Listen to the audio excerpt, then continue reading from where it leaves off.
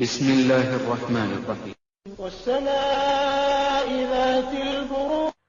الله سبحانه وتعالى قام بسم الله الرحمن الرحيم سورة البروج والسماء نيد القلو ذات البروج لننين كبانا قمنين يغنيني سجد تلبكو يا الله سبحانه وتعالى يموين قرى يا قمني أقرأ يدي nga Allah subhanahu wa ta'ala waddembo okulayira n'ekyo kyonna kyaba yagadde mu bitonde bye so ng'ate ffe abantu tetukkirizibwa kulayira okuggyako erinnya lya Allah subhanahu wa ta'ala. walyawmi almaw'udi Allah subhanahu wa ta'ala agamba ndayidde olunaku olulagaane. Allah subhanahu wa ta'ala lwe yalagaanyisa abakkiriza nti lujja kubeerayo olunaku lw'enkomerero, olunaku lw'ekiyama. Allah subhanahu wa ta'ala yatulaganyisa nti obudde bwonna lujja kujja ne bwe buli badde. wal yawmil maw'ud olunaku olulagaane. Allah subhanahu wa ta'ala nga yamanye ekiseera kyalwo ddi lwe lugenda okubeerawo. wa shahidin Allah subhanahu wa ta'ala alayira wa shahidin wa mashhud. ebigambo ebyo ebibiri abamanyi babyawukanamu tafasiri ne zibeera nga za bika bingi. abamu bagamba wa shahidin Allah subhanahu wa ta'ala yali alayira olunaku lw'ejjuma, wa mashhudin olunaku lwa arafa. eyo tafsiri mu tafasiri ezivunulwa mu kigambo oba mu bigambo ebyo. oluvannyuma Allah subhanahu wa ta'ala abamanyi abamu bagamba nti kyeyayita bashahidin Allah subhanahu wa ta'ala yali alayira umma ya nabbi Muhammad sallallahu alaihi wasallam kubanga egenda kubeera nga ewa obujulizi ku umma zonna endala, ate wa mashuhudin ze umma zonna zonna endala ezigenda okubeera nga umma ya nabbi Muhammad sallallahu alaihi wasallam eziwaako obujulizi. nga Allah wagamba mu aya endala wakadhalika ja'alnakum ummatan wasata litakunu shuhadaa ala nnasi wa yakuna ar-rasulu alaykum shahida. abamu bagamba wa shahidin be bamalayika abatukolako ogw'obuwandiisi be bagenda okubeera nga bawa obujulizi, wa mashuhudin abagenda okuweebwako obujulizi beffe abantu abawandiikibwako emirimu gyabwe emirungi oba emirimu emibi. wallahu a'lam.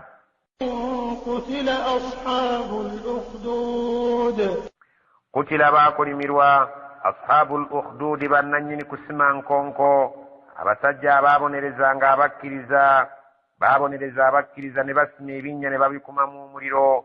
abakkiriza ne bagaana okuva ku ddiini ya Allah subhanahu wa ta'ala ne basalawo okugumira ebibonerezo by'okwokyebwa n'omuliro. Allah subhanahu wa ta'ala agamba nti abantu abo abaayokya abakkiriza nga babalanga obukkiriza bwabwe baakolimirwa bayingiramu. n'abo abasajja abaabonerezanga abakkiriza ku mulembe gwa nabbi sallallahu alaihi wasallam nabo bayingira mu ngeri y'emu yeeyo, bayingira mu aya eyo butereevu.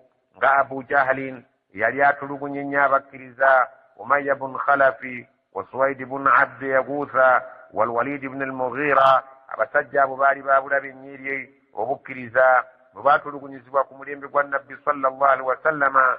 mwalimu omukyali yayitibwanga Sumayya eyali azaala omwana yayitibwanga Ammar, n'omwana Ammar ne Ammar ibn Yasir baabonerezebwanga Bilal ibn Rabaha wa Abu Fukayha wa Khabbab ibn al-Aratti wa Amir ibn Fuhayra n'abalala bangi nnyo. mu bakyala abaabonerezebwanga mwalimu Hamama Bilal maama wa Bilali n'abalala bangi nnyo abaabonerezebwa. abaababonereza Allah subhanahu wa ta'ala agamba nti nabo bajja kufuna ekibonerezo olw'okubeera nti baatulugunya abakkiriza nga tebalina kibabalanga okuggyako okukkiriza Allah subhanahu wa ta'ala.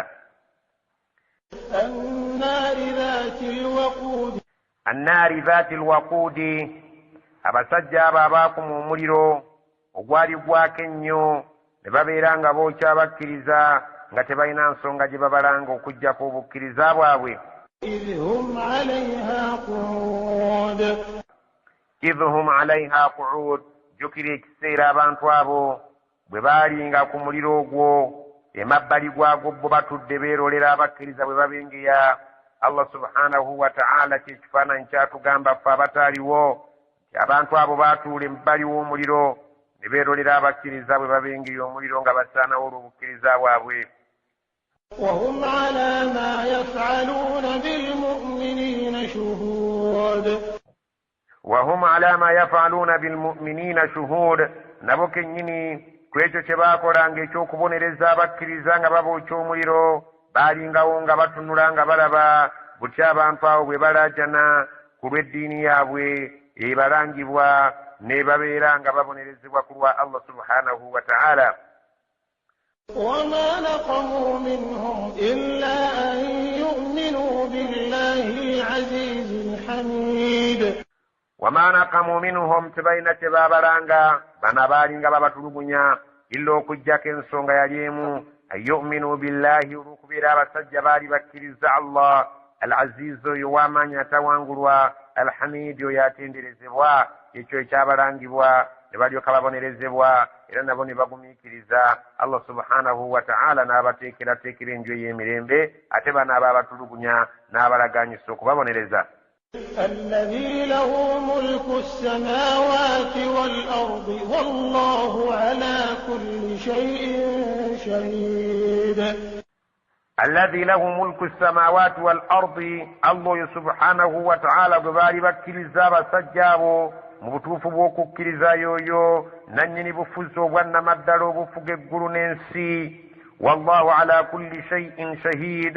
Allah ku buli kintu kyonna kikolebwa nga waalinga omujulizi ku ngeri zonna oba kirungi oba kibi Allah abeera akiraba nga waali ng'omujulizi nga bwe yagamba mu aya endala tewali kiyinza kukolebwa nga muli basatu okuggyako yabeera waakuna bwe mubeera bana yabeera waakutaano. Allah subhanahu wa ta'ala ku buli kintu kyonna kikolebwa waali ng'omujulizi. إن الذين فتنوا المؤمنين والمؤمنات ثم لم يتوبوا فلهم عذاب جهنم ولهم عذاب الحريق. إن الذين فتنوا المؤمنين مزما بانتو أبابونرزا بكرزا بسجا والمؤمنات نابكرزا بچارا nga bwe tulabye nti ne ku mulembe gwa nabbi mwalimu abaatulugunyizibwa nga basajja nga Bilal n'abakyala nga Sumayya. Abantu abo abatulugunya bonna n'aba mulembe guno abanaatulugunya abakkiriza abasajja oba abakyala nga babalanga eddiini yaabwe thumma lam yatuubu oluvannyuma ne bafa nga tebeenenyeza kikolwa kyabwe ekyo ekikyamu kye baba bakoze eri abakkiriza. falahum adhaabu jahannam bayina omuliro jahannama ku lunaku lw'enkya. walahum adhaabu alhariq bajja kufuna ekibonerezo ekyokya ku lunaku lw'enkomerero. إن الذين آمنوا وعملوا الصالحات لهم جنات تجري من تحتها الأنهار ذلك الفوز الكبير. إن الذين آمنوا مزما بابكرزا وعملوا الصالحات نبابيران بقول من جور فنما بوبكرزا وابوي لهم جنات بجك فن الجنة كنا كروين شورين كومريرو تجري من تحتها الأنهار ذكر كتلا وانسوازمك ذلك الفوز الكبير وكنا كويسما كوجينا كوباكونينيو إليا بكرزا. إن بطش ربك لشديد. إن بطش ربك مزموك كواتكوا الله سبحانه وتعالى ملز والسنغابا كتي nga kutte ku bantu ng'ayagala okubabonereza olw'obujeemu bwabwe. La shadidun enkwata ye envumbagatira ye y'amaanyi nnyo tewaliwo ayinza kubeera ng'asumattuka singa Allah abaanyize ne yeetamwa n'abeera ng'asazeewo okukwata kw'abo abamujeemera abajeemu. Allah subhanahu wa ta'ala agamba nti enkwata yange bwe mba nkutte eri abantu abatakkiriza nga ngenda okubabonereza enkwata yange ebeera la shadidun eba y'amaanyi nnyo era bawulira akazito nga mukabataddeko. Allah subhanahu wa ta'ala abonereza mu mbonereza erabika nti nno y'amaanyi nnyo era ya bulumi nnyo nga eri ku sayidi y'abantu abajeemu. innahu huwa yubdi'u wa yu'iidu. innahu mazima Allah subhanahu wa ta'ala huwa yubdi'u wa yu'iidu yo yatandikawo okutonda ebitonde bye ate era nga mulimu gwe okubeera nti yajja okubizzaawo oluvannyuma lw'okufa kwabyo. wa huwa alghafuuru ye Allah subhanahu wa ta'ala omusonyi ennyo eri omuntu yenna aba yeenenyeza n'amwenenyeza ku ekyo ky'aba amusobezza amusanga nga musonyi nnyo alwadudu omwagazi ennyo w'ebitonde bye. Allah subhanahu wa ta'ala ayagala nnyo ebitonde bye, so nga ate bwe biba bisobezza ne byenenya bisanga nga Allah subhanahu wa ta'ala musonyi wannamaddala. Dhul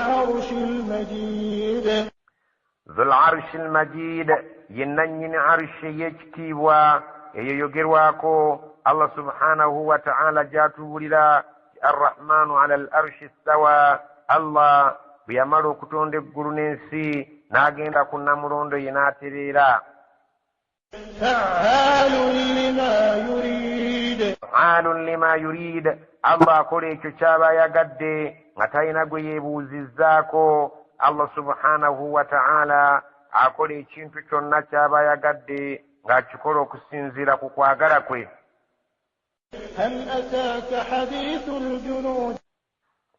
hal ataaka abaffe yali ekutuuseeko gwe nabbi Muhammadi hadithu ljunuudi, emboozi ekwatagana n'ab'amagye Firawuna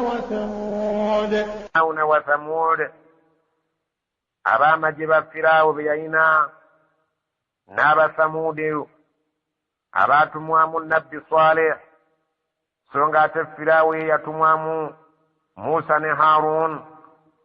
byali bikutuuseeko nabbi Muhammadi sallallahu alaihi wasallama ne bikubuulirwa.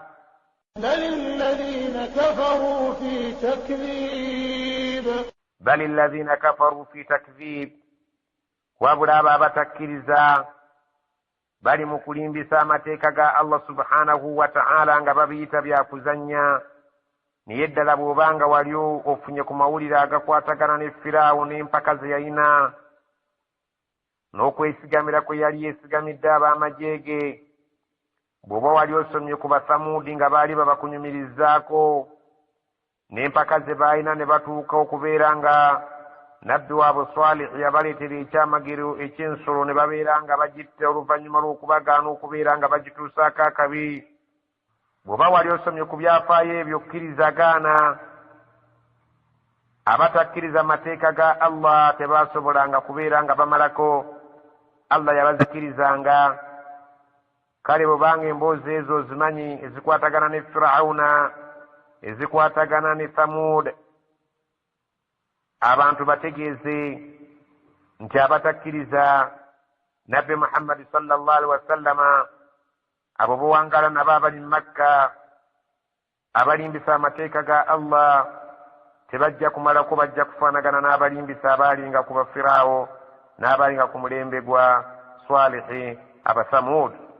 Wallahu min waraihim muhit. Wallahu min waraihim muhit. Allah subhanahu wa ta'ala yabeetuulula dde mabega waabwe. amakulu nti Allah subhanahu wa ta'ala mabega ne maaso bonna yabeetuulula. abatakkiriza amanyi bulungi enkwe zaabwe, era amanyi butya bwajja okubeera ng'azisaanyaawo.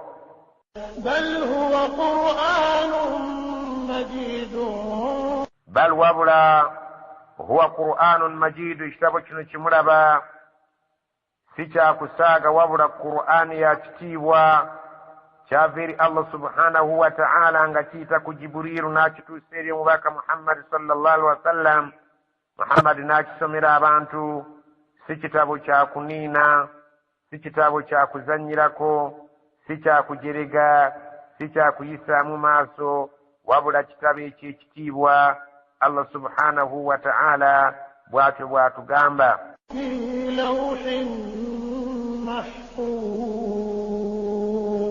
mahfuz, kyawandiikibwa dda ku lubaawo luli olukuumibwako ebintu byonna ebirina okunnyonnyola entambula y'ensi bw'etambula n'entambula y'eggulu bw'etambula okuva bukya bibeerawo paka ekiyama ne kiriggwawo.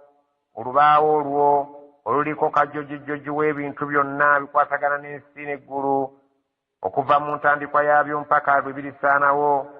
Allah subhanahu wa ta'ala agamba nti ne Qur'an eno eri ku lubaawo olwo olukuumibwa nga shayitaani tesobola na kulusemberera kubanga luliko obukuumi obw'enjawulo